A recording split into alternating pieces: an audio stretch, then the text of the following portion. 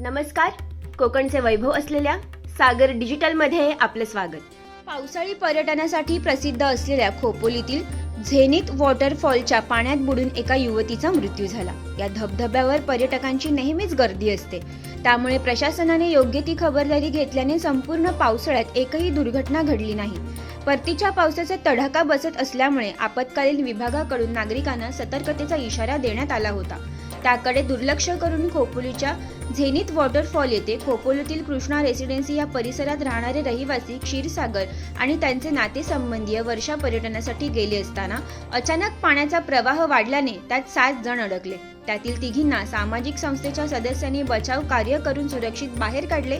आयशा शेख आणि मोनिका क्षीरसागर या महिलांना वाचवण्यात यश आले. मात्र स्वप्नाली क्षीरसागर ही 22 वर्षांची युवती पाण्याच्या प्रवाहासोबत वाहून गेली. घटनेनंतर सुमारे तासानंतर तिचा मृतदेह आढळला. खालापूर तालुक्याचे तहसीलदार अभय चव्हाण, खालापूर तालुका उपविभागीय पोलीस अधिकारी Vikram Kadam, Khopoli police station police निरीक्षक शीतल राऊत यांनी या दुर्घटनेबद्दल शोक व्यक्त केला आहे. दरम्यान खोपोली नगरपालिकेचे मुख्याधिकारी डॉक्टर पंकज पाटील, खोपोली पोलीस स्टेशनचे पोलीस निरीक्षक शीतल राऊत आणि अपघातग्रस्तांच्या मदतीसाठी सामाजिक संस्थेचे गुरुनाथ साठेलकर यांनी पावसाळ्यापूर्वी झेनिथ वॉटरफॉल येथे दुर्घटना होऊ नये यासाठी आवश्यक सुरक्षा व्यवस्था केली होती. त्यामुळे एकही दुर्घटना घडली नाही. मात्र परतीच्या पावसात स्वप्नाली क्षीरसागरचा जीव गेला. त्यामुळे हळहळ व्यक्त होत आहे. सागर डिजिटलच्या बातम्या नियमित